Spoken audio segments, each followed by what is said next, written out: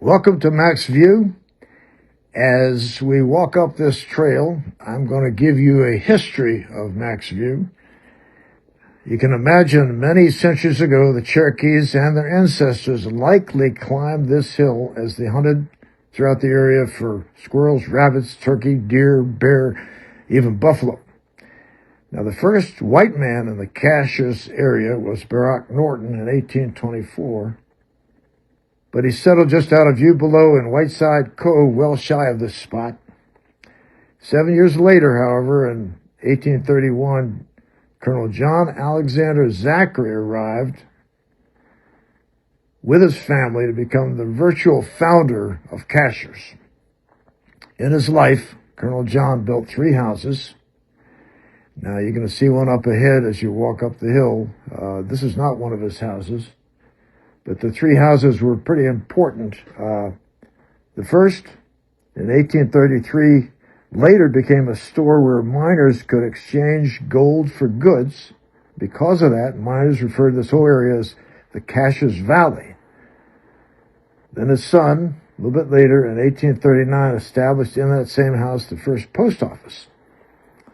And he misspelled cashiers as Cachers. And it was that way for about 25 years, and then the pronunciation stayed the same, Cachers, even though it was spelled properly, Chashiers. So generations since then have had the challenge of pronouncing Cachers properly. Now, Colonel John's second house was built in 1845. It's still intact. It was donated and moved by John Rivers to the Cachers Historical Society in 2012. The third house, a lot of people don't know this, no longer standing, was built in 1851. It's only a half mile down the hill from us toward the Chattooga Clubhouse. So Colonel John Zachary was surely the first white man to stand on this land.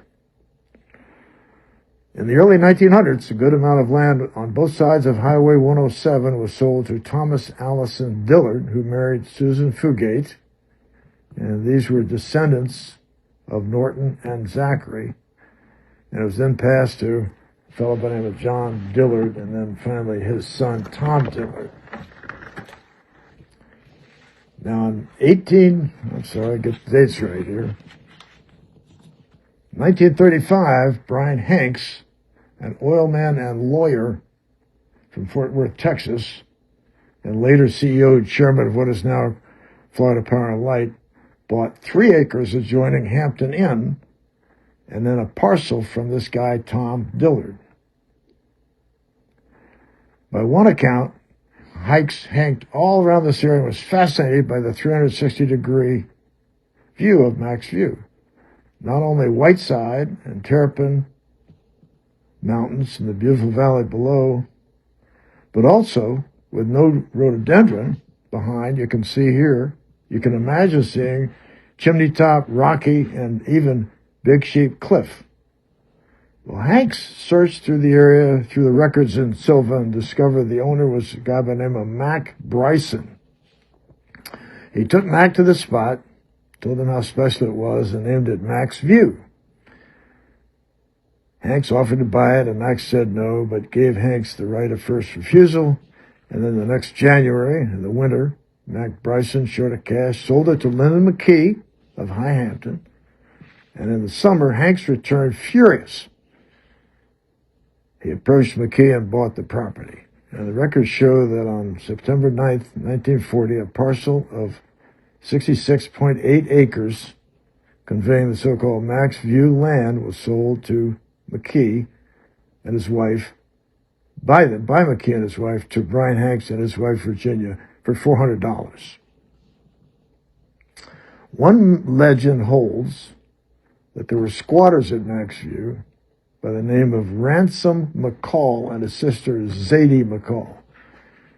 Hanks built them a small house as caretakers, and rumor has it that McCall got tired of trudging to the woodpile, and he and his sister used some of the sidings for firewood. And that accounts for this old structure you see before you. I cannot vouch for the veracity of this story, however. Now, another legend has it that the current structure had nothing to do with Mac Bryson or the McCalls is more recent. We believe that the granite cooking area was built at the request of Nelson Rockefeller. Now, how did he come into the picture? Well, in the late 1950s, Nancy Hanks, the daughter of Brian and Virginia Hanks, who was a Washington, D.C. socialite and the first woman chair of the National Endowment of the Arts, lived across the street in what was called the Hanks house. She often picnicked at Mac's View with her house guest, Nelson Rockefeller. And they were delivered to their Mac's View tryst in a pickup truck driven by the groundskeeper, Norton Dillard. There's even a large flat rock at Mac's View that has been dubbed the Rockefeller Rock for reasons that are beyond the scope of this story. Now, Nancy Hanks died in 1983. And the property was bought by Edward Darden from the estate, actually, of Nancy's mother, Virginia Hanks. And Darden started the Chautauqua Club at the Hanks house in 1984. Then Darden sold the Chautauqua Forest Association to John Rivers in 1988.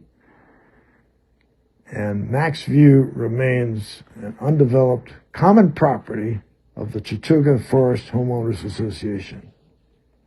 And now, with certain restrictions such as no fireworks or loud music, it is a special place for small gatherings, alfresco dinners, or weddings, all by reservation. It's a beautiful place to walk your dog, have a glass of wine, or just enjoy the beautiful scenery. I hope you enjoy it.